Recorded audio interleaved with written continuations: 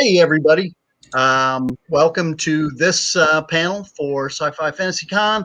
We're going to talk about how to organize and publish an anthology. I'm Chris Kennedy. I'm the host today. With me, I have some great great authors. I'll go ahead and let them introduce themselves. We'll start with Amy.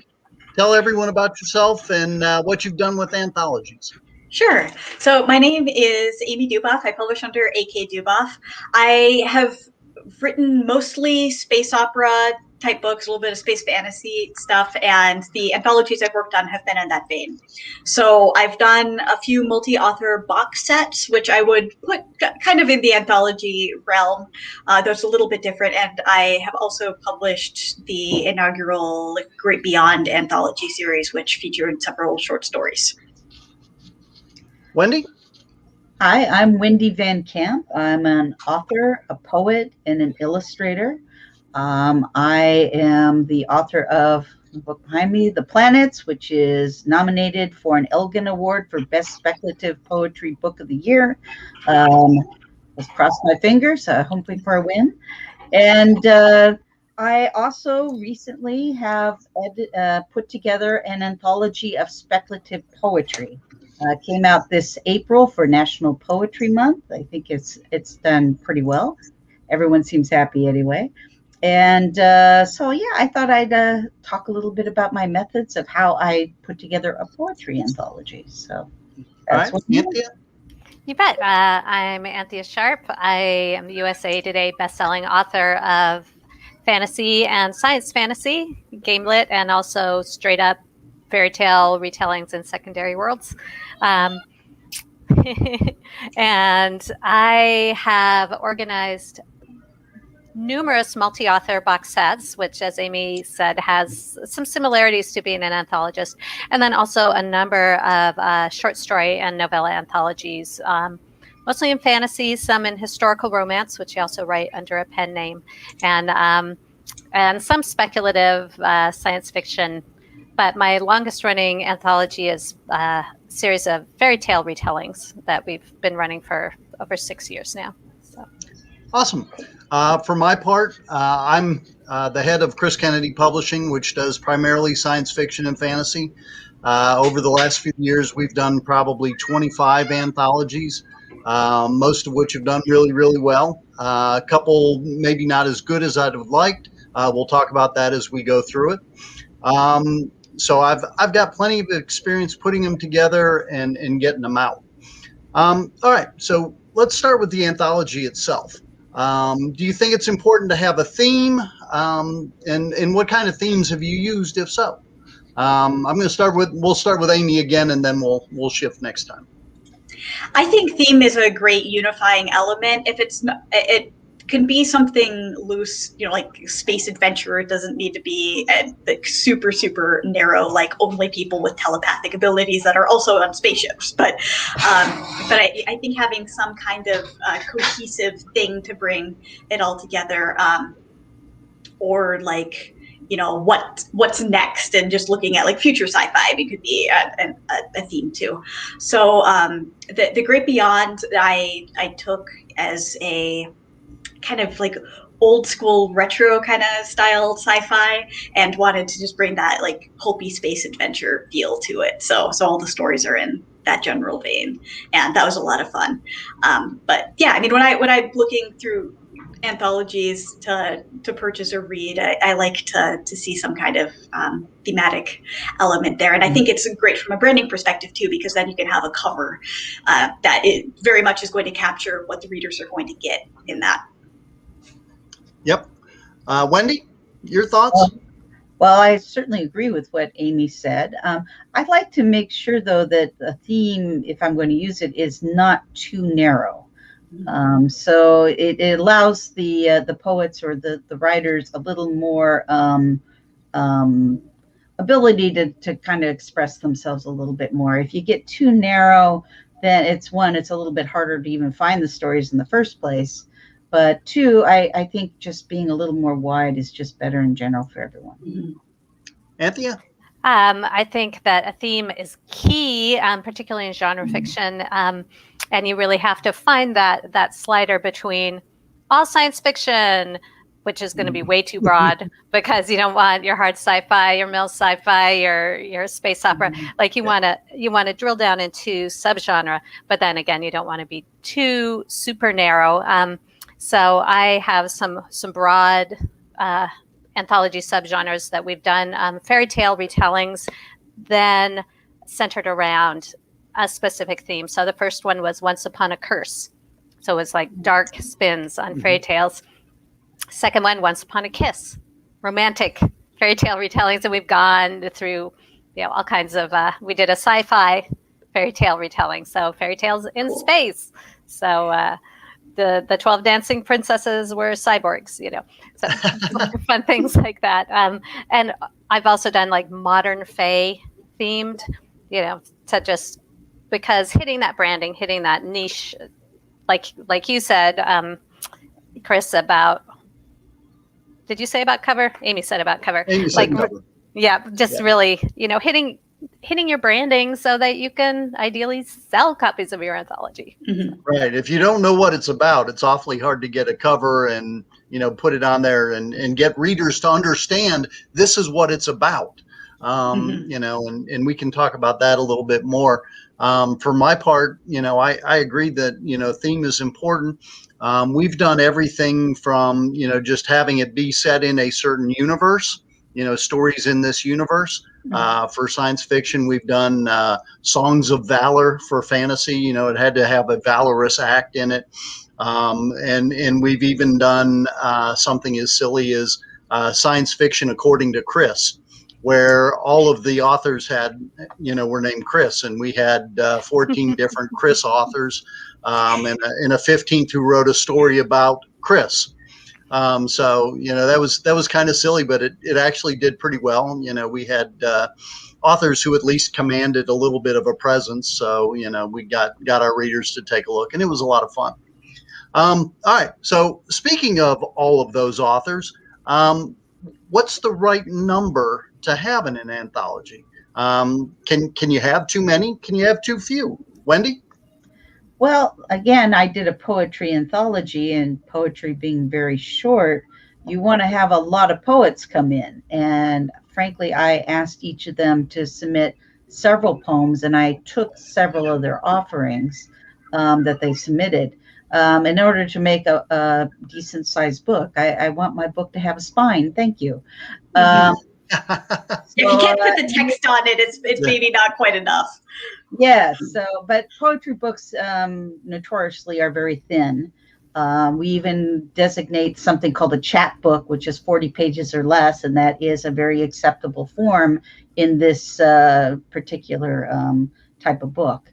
But yeah, I honestly would probably feel comfortable going up to even 35 or 40 poets, and I've seen that in poetry anthologies, but in short stories, no. I would think the number would need to be much less. I think on average, I usually see no more than maybe 12 and maybe down to 8, something like that, a much smaller number. But again, that's the size of what they're submitting too. I mean, a short story could be, 10, 15 pages, for goodness sake. Whether it's a poem, it might be half a page. So I guess one of the things that's important is you need to set, all right, what's the story length? Because that's really going to determine, the number of authors that you can fit in, depending.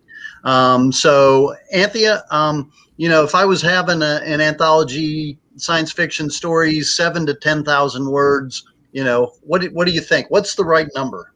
So I would go up to 20 authors on something like that. But all of the Fiddlehead Press projects that I run go into print, and you start to get pretty unwieldy out at some of those. Some of our, I think Once Upon a Ghost is, there were 20 authors in that one, and it's pretty hefty, and there's an accompaniment price tag as well to that. Yeah, and you start to run into file size issues if you get way too big as well. In terms of at Amazon, if you want to be running some sales, if your file size is too big, you cannot actually drop your price down to 99 cents if you have a behemoth collection. That's more of a problem with like the multi-author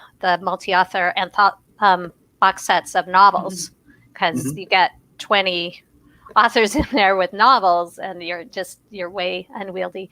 So yeah, I do. Enormous. Yeah. The smallest number of authors I've had in a project is 6, and the biggest is 20. Also, you have to look at, are you trying to make some money out of this? So the more authors there are, the more the pie has to get split. Versus, can you get some heavy hitters in and really have more authors to help spread the word so that you make more money? So finding that balance as well. Yep, and we'll talk about that in just a second. Amy, what do you think's the right number?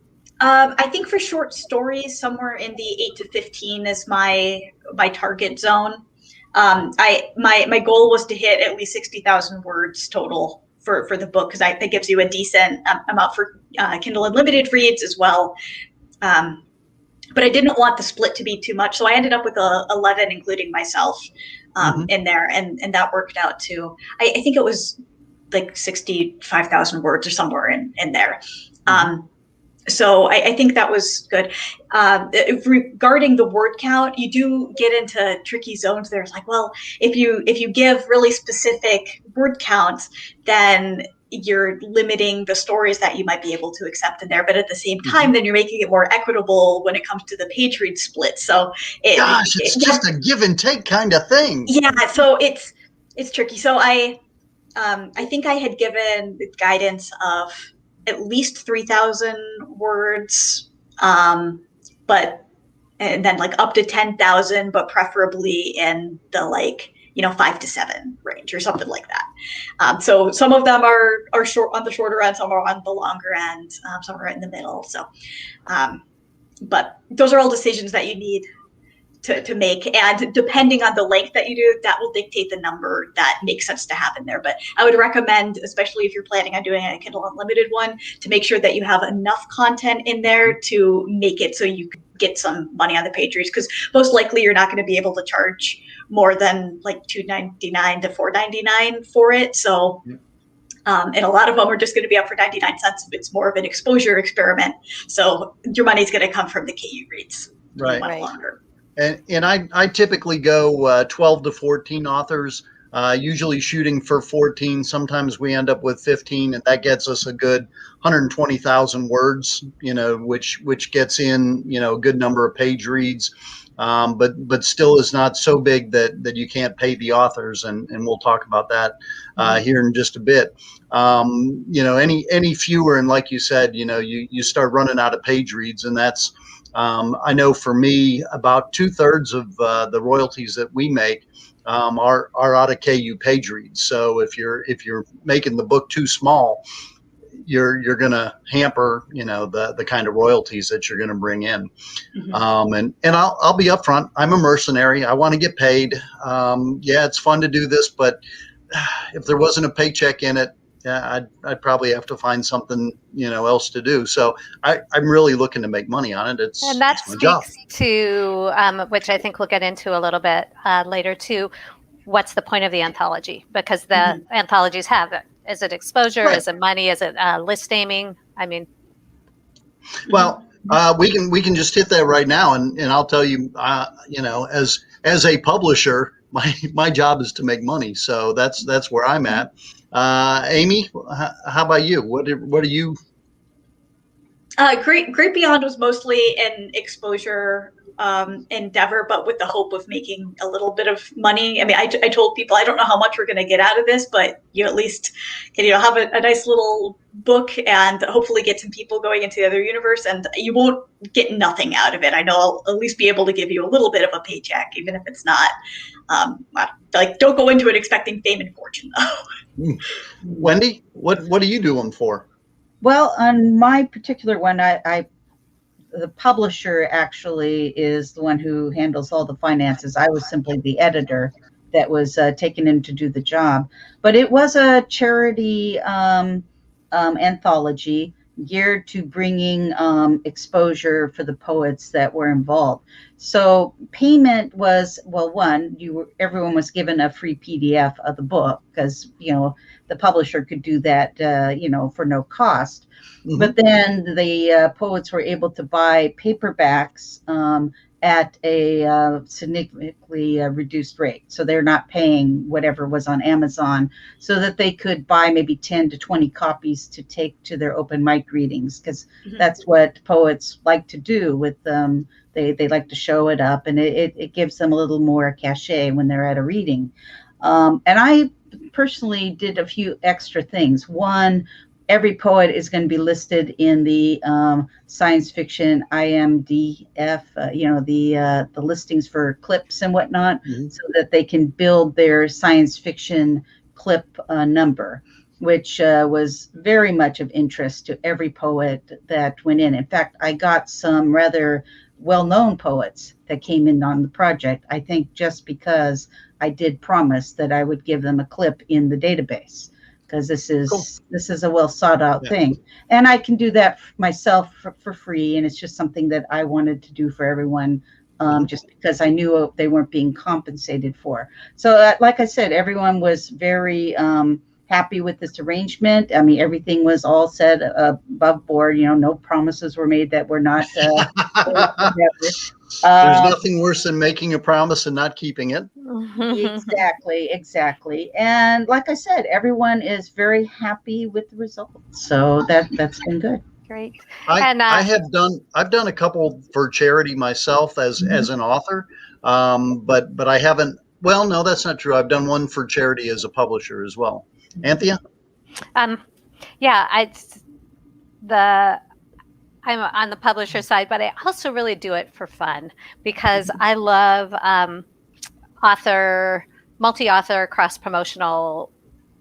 The pool is big. We're all splashing water around. It's just a lot of fun. So the first Once Upon Anthology came out of a Facebook group of sort of like-minded authors, and we were sort of kicking things around and saying, oh, it'd be fun to do an anthology. And so it's interesting because this anthology series is not an open call. You have to kind of be in the group. And then a couple of times when we were maybe a little short on stories, then other authors were invited in. And there are some heavy hitters in the urban fantasy genre. And so the projects do sell well. They make enough.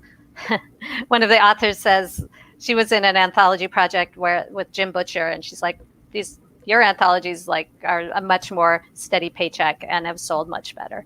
And part of that's because indie, there's a bigger slice of the pie for all the authors to share into. Yeah. Okay, great. Well, you a couple people touched about getting heavy hitters and the right people. Let's talk about the right group of authors. When you're putting together an anthology, obviously you want to try and get the mix right. How do you select the authors to include? And Anthea, we'll start with you on this one.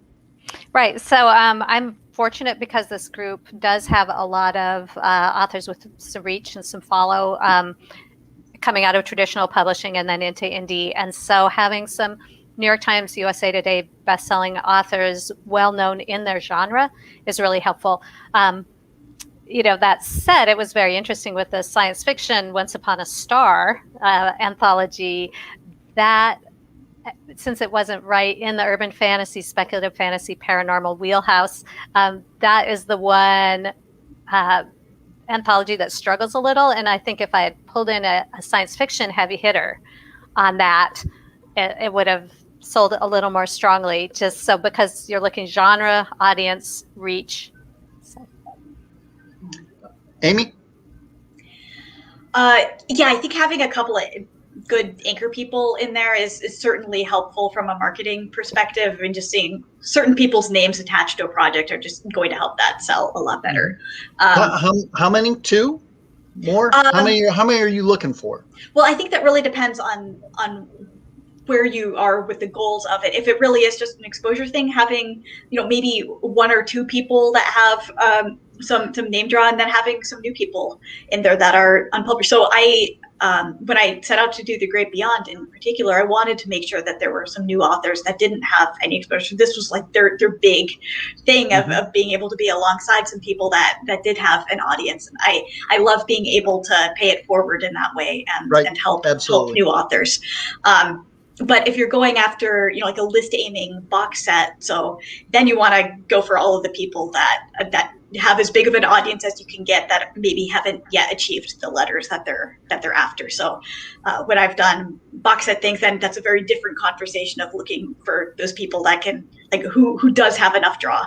And I think quality does come into play there. You want all of the books to be at a certain standard of writing where you're not going to be alienating any of the readers that they get to. Like, wow, this one's not edited well, and it's just not up to standard that I would expect.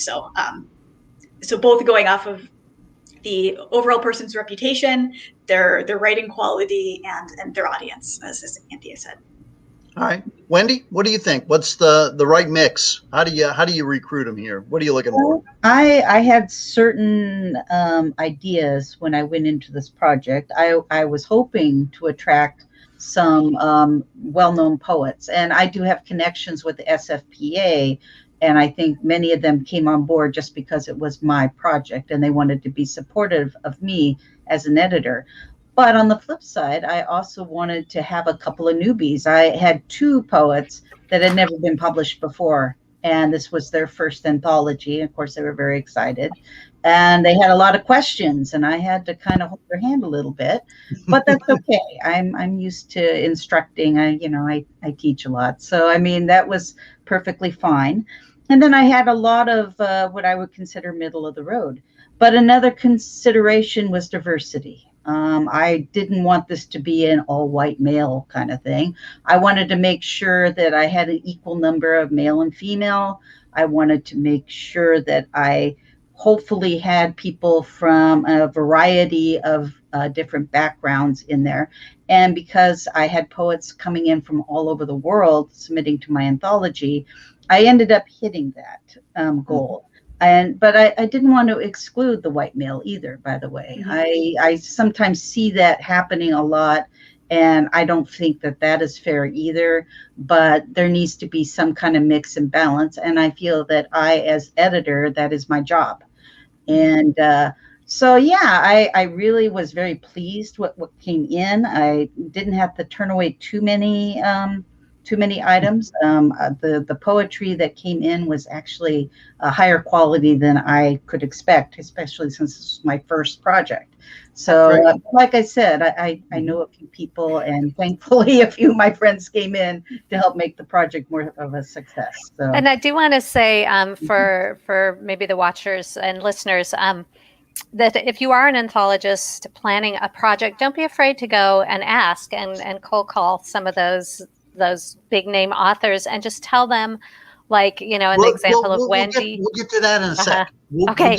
We'll get that in a sec.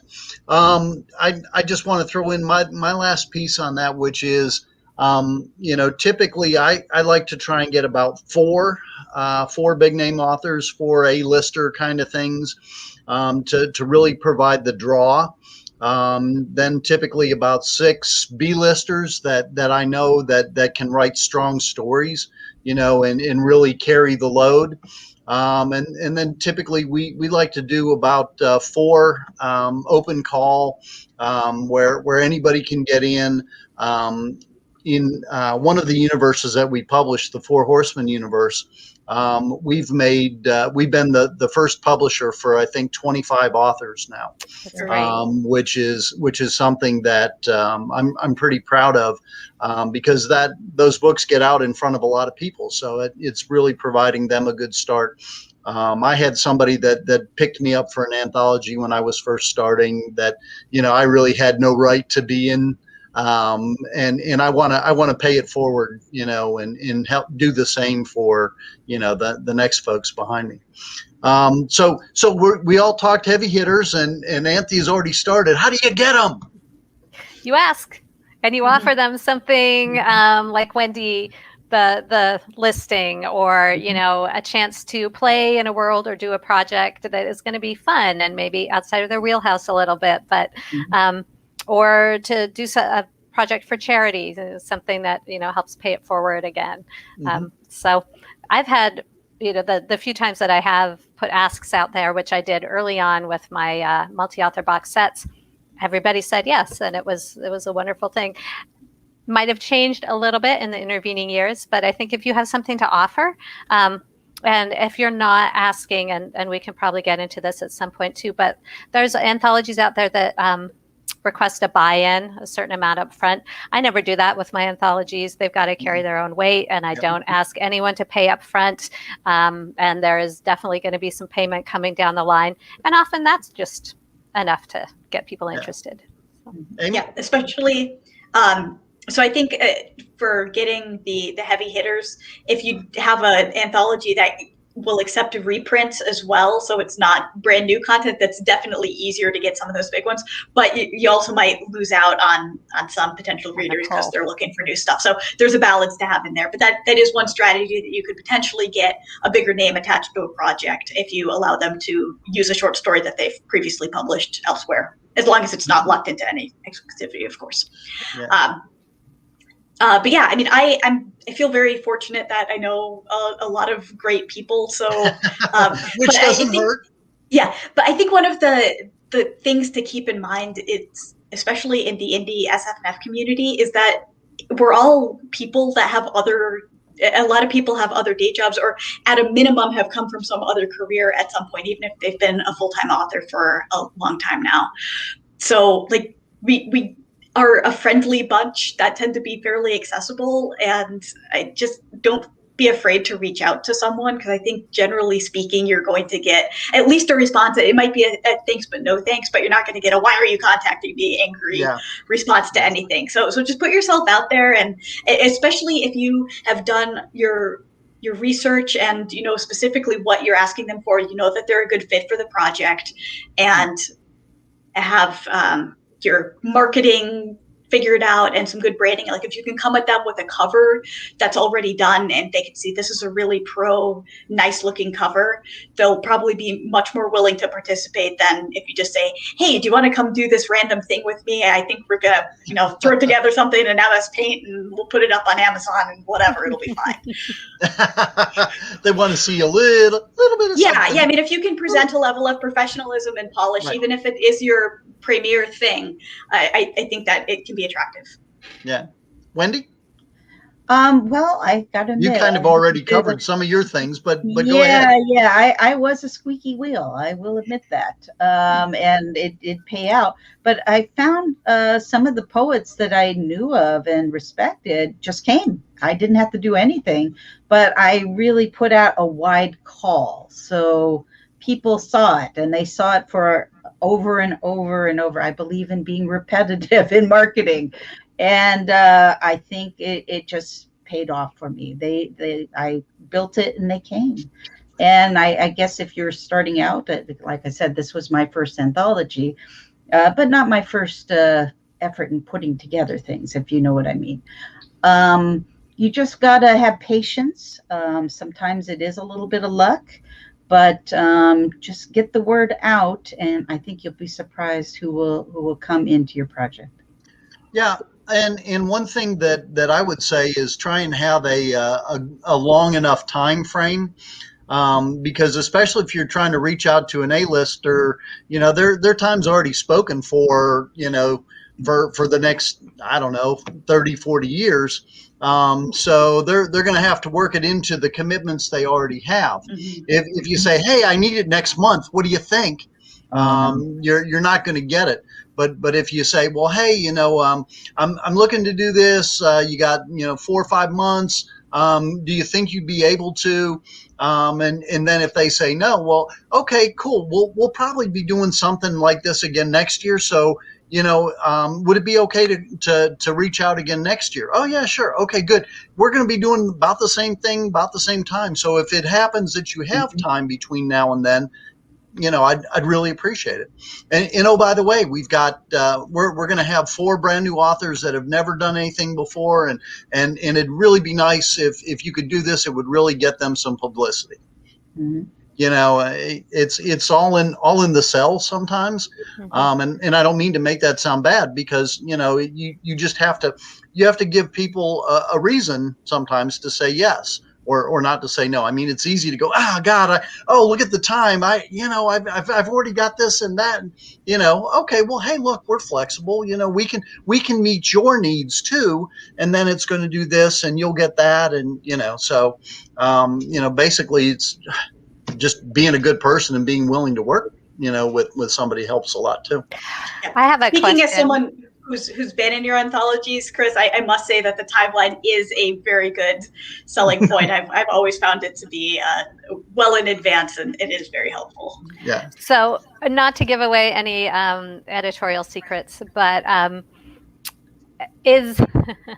I probably shouldn't even mention this, but I have to say that my firm deadline is actually a little bit flexible. I try not to broadcast that out to my authors, but life happens sometimes. So yeah.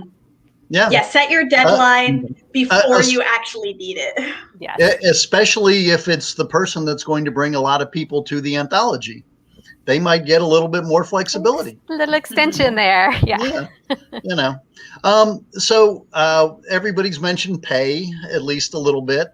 How do you do the pay?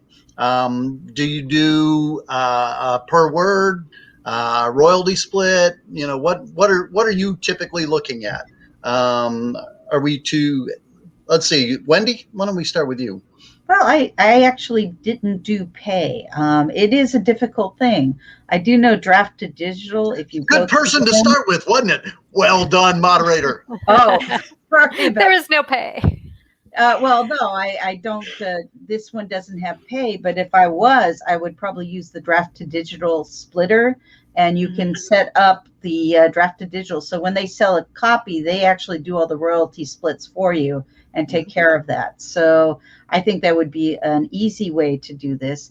I do know a lot of people who put out anthologies do it without pay, or they just do it on a one-time payment, just because the royalty shares are a difficult calculation, and it takes a lot of time and back-end work, because it'll go on for years. And unless you're set up with some kind of accounting system or got an assistant to take care of it, it's a real time draw.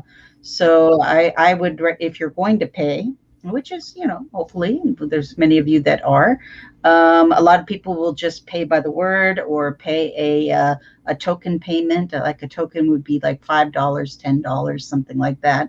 Again, I'm talking poetry. I'm hoping for a short story it might be a little bit more money, but then again, I've done magazines that pay a little bit lower too. So it comes and goes. All right, Anthea. So speaking of, and definitely if you don't want to do that publishing house work of figuring out the royalty splits, publishing from a single account, Bundle Rabbit is also another outfit that will take multi-author projects and split the pay. So both Draft to Digital and Bundle Rabbit. So what I do, since I like long-running anthologies, is we do a royalty split based just on the number of authors in the anthology, and I take a small management fee out for being a publisher, but it's more almost a collective. So I get 2 bites of the apple, because I get my 5% management fee, which is small, and then also my author share.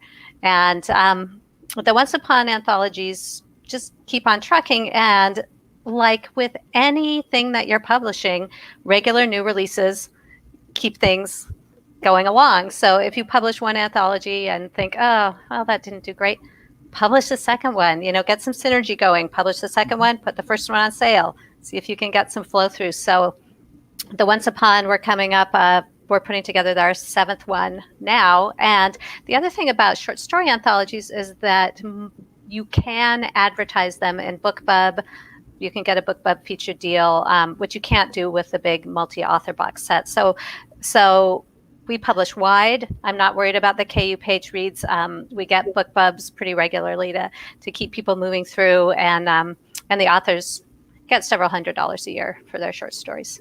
Well, I'm happy to know that I just did what you suggested, and Amy will be happy to know the book that she just or the story she just gave me was for We Dare No Man's Land, which was an anthology that came out a week ago. It is the third in the We Dare series. And this weekend we have a book pub for the first book in the series, so Ooh. hopefully that'll get some read throughs. Unfortunately, it's an international only, which isn't quite as good, but if it at least brings in some, hooray! Cool. Amy, how are you paying people? I'm just doing the straight split by number of authors, and I was going to take a small management fee, but with just the way that the admin worked out, just having my story in there, so it was easier to just do the 10-way split. So it,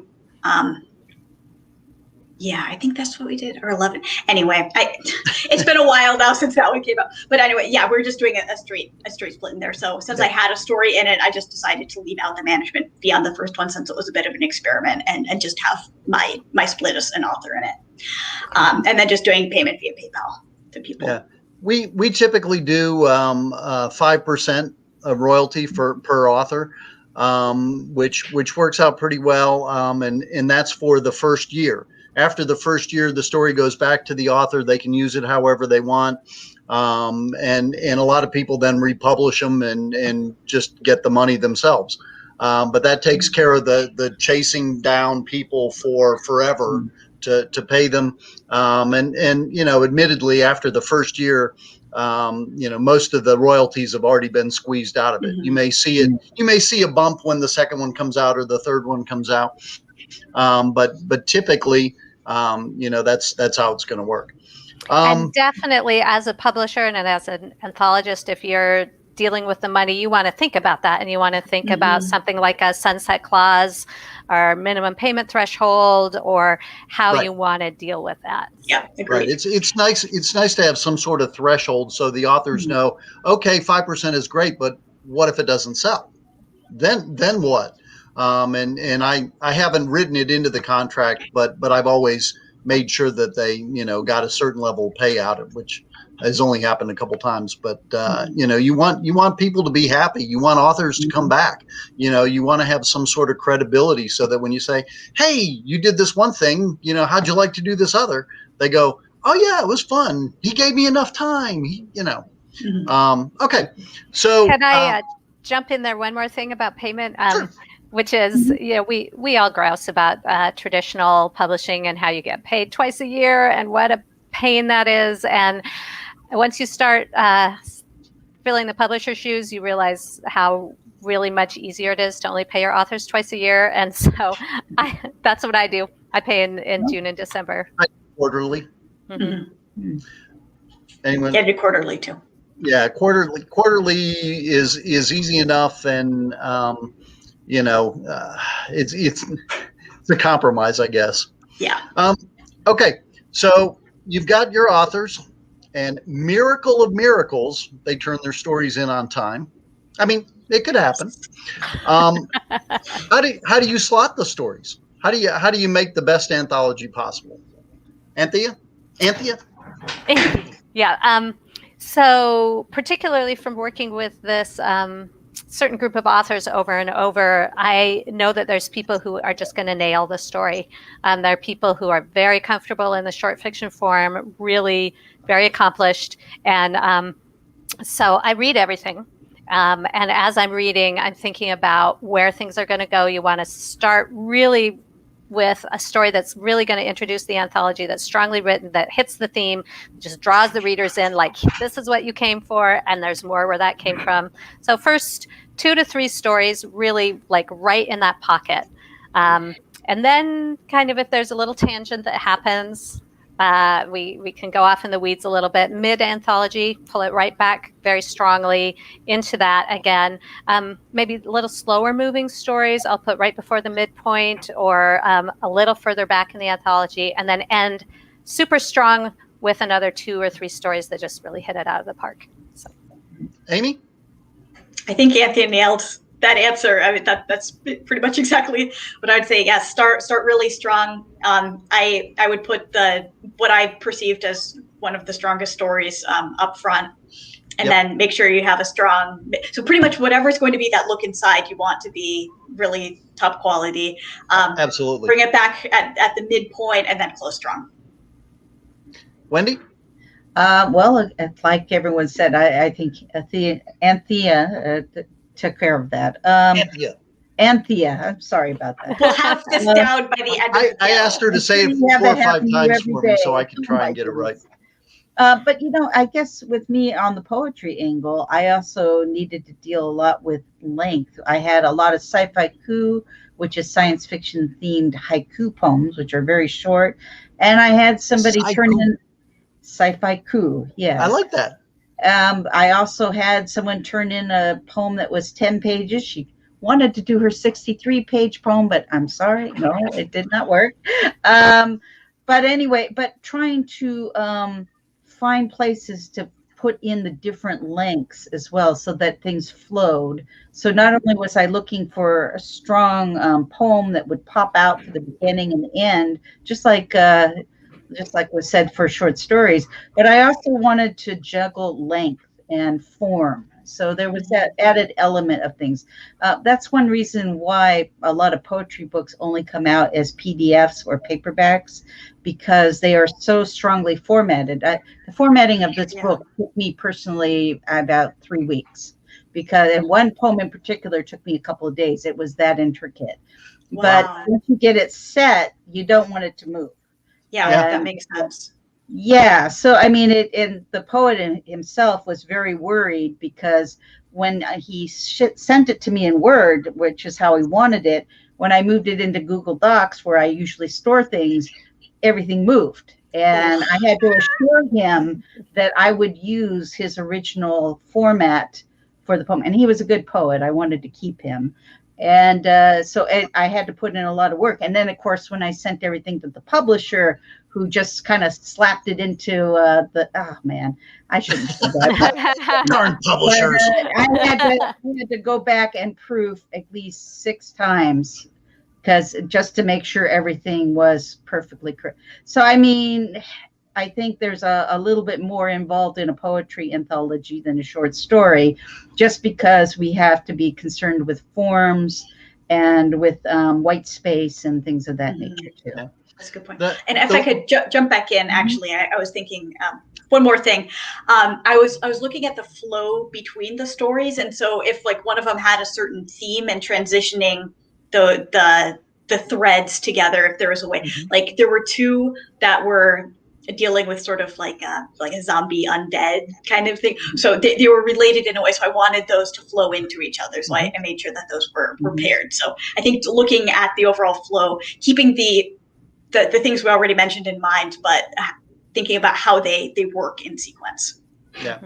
And the one thing that I would add to what you ladies already mentioned is that I like to try and keep one of the A-listers till the very end. Because they're going to pull a lot of people, and those people are going to have to get through all of the other ones with all of the page reads to get to the end. And it's that mercenary thing again. You want people to read it all the way to the end. You don't want, say, the last one that we just did had Larry Correa in it, and if you put him up front, his people are going to come. They're going to read the first story and go, "Okay, I'm done." You want them to go all the way through it, and because you want your junior authors to get read. They submitted a story. They deserve to be seen as well. So, and I want to say that is that can be an issue with having a very heavy hitter in the anthology, that sometimes they bring their fans who only read their story and then check out and leave. I was in an anthology with Shauna McGuire, and the reviews were pretty much, I came for Shauna's story, I read it, great, bye. A lot of people just showing up. Right. And so if you're trying, as a publisher, I'm trying to maximize the royalties for the authors. I would be amiss if I didn't put Larry at the end.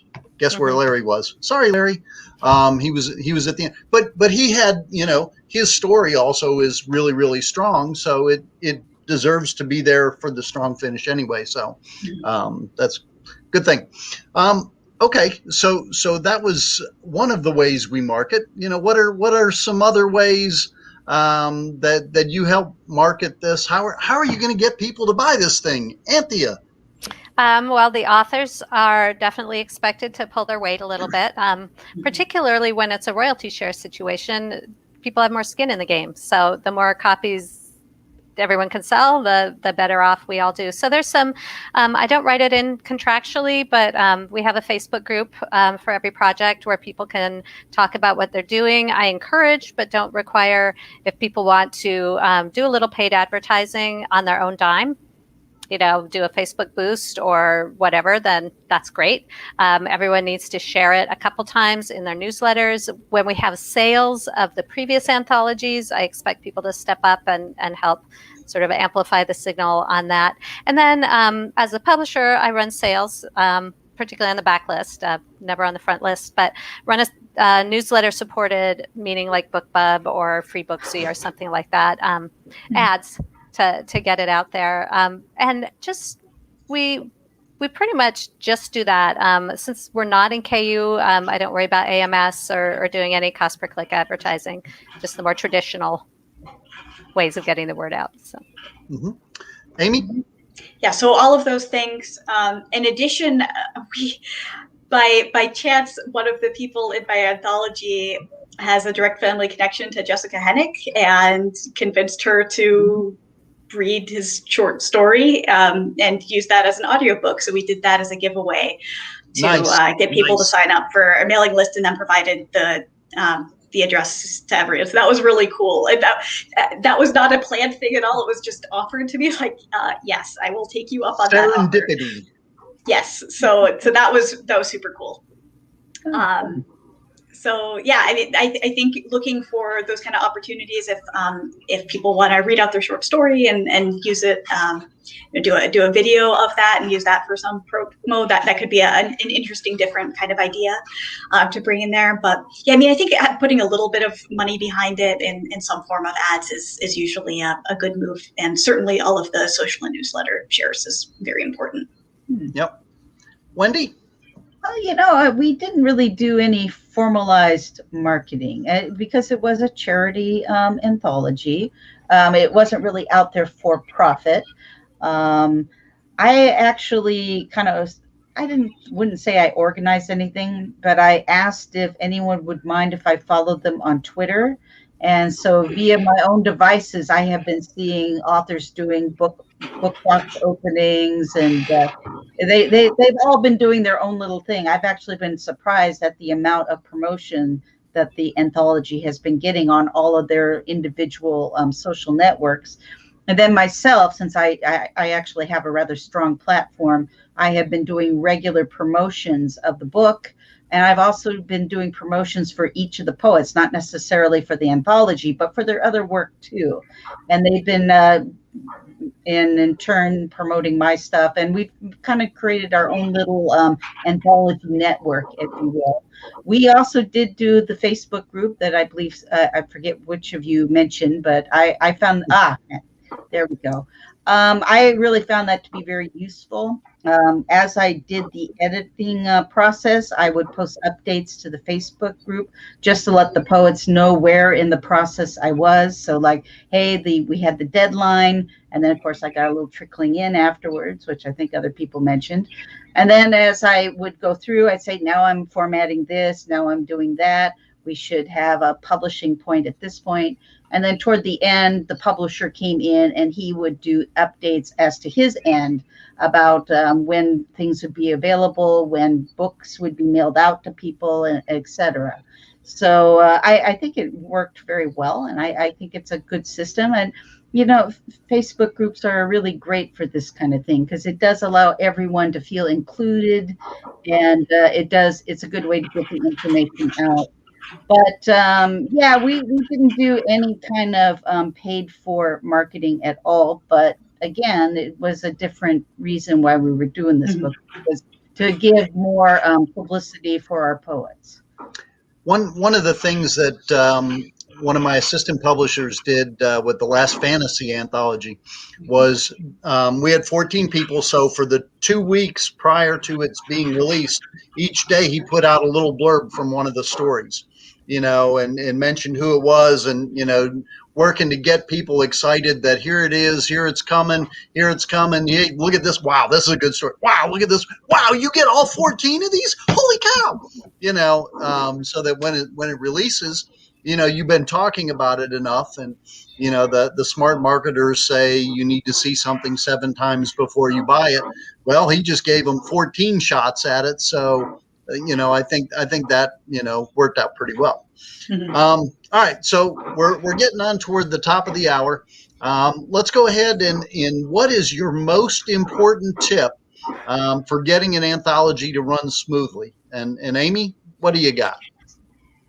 I think I would say being organized. Have a really good tracking system in place of where if we're getting everything from getting your submissions to who you've accepted to what communications you've sent out. Just make a spreadsheet or whatever system is good for you, so that you can know where everything is in the process at any given time, and make it easy to communicate the next steps with everyone involved. Yeah. Wendy?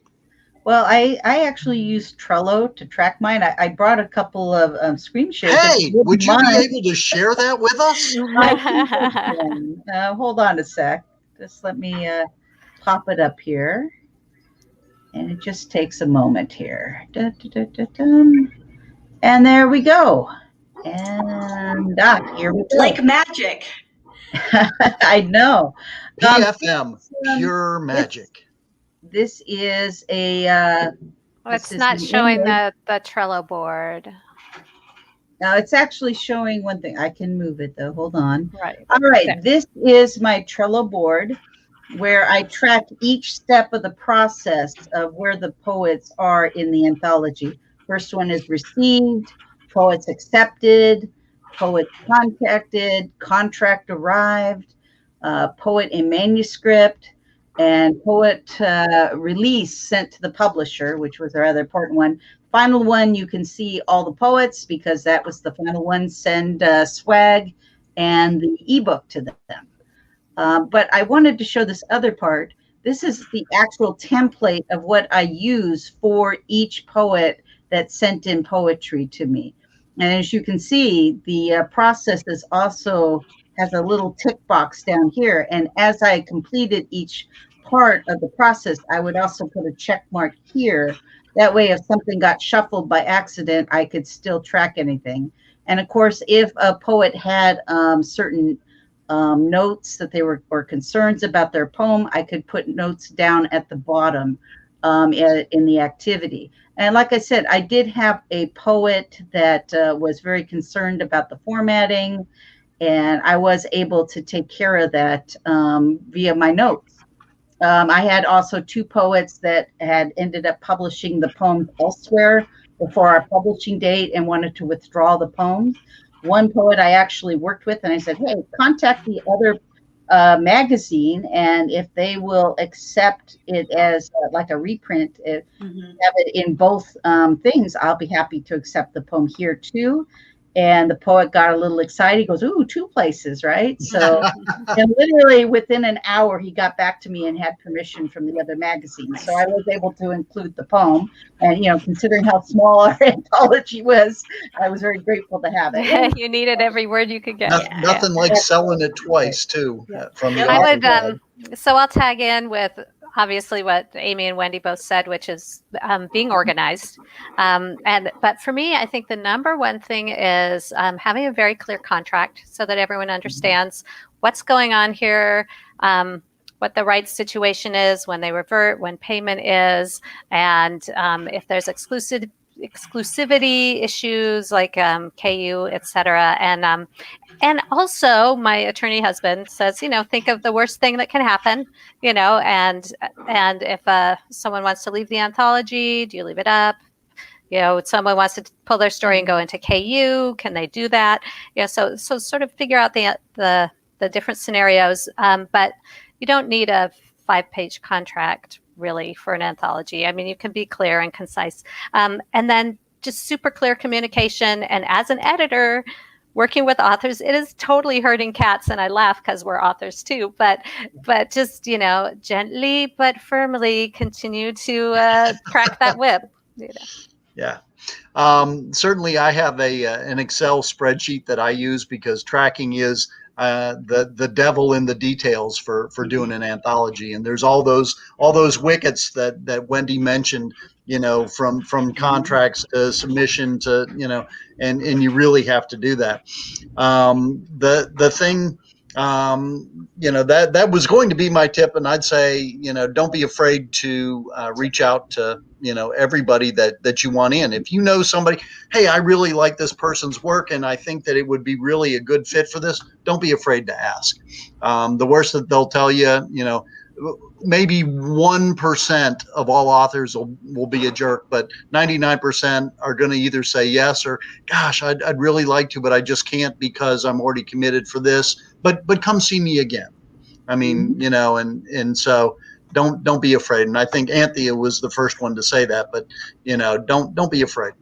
All right, so here we are, top of the hour. Everyone gets 30 seconds of shameless self-promotion. Amy, go. You can find me at amyduboff.com. My books are on Amazon. We just released In Darkness Dwells, which is co-authored with James Fox, the CivCon co-founder. You can get that on sale for 99 cents right now on Amazon. Wendy? Hi, I'm Wendy Van Camp. You can find me at nowastedink.com or via wendyvancamp.com. My books are on Amazon. My poetry art is on Etsy at the No Wasted Ink Etsy store. And I hope to see you all there. Great. Anthea? Find me at antheasharp.com. My books are on all the places that you can find books in print, ebook, audio, also hardcover. And I have a couple of sales going on right now, one on my Gamelit Feyland Omnibus, and also Once Upon a Kiss is going to be free next week across all retailers. So if the idea of romantic fairy tale retellings appeals to you, go ahead and pick that up. And I am Chris Kennedy. You can find me at chriskennedypublishing.com. There's probably about 20 different authors there. Lots of great stories, science fiction, fantasy. We Dare is 99 cents, speaking of anthologies, like I already mentioned. So grab that. And you have been a great audience. Thank you very much for your participation in this. And we're out.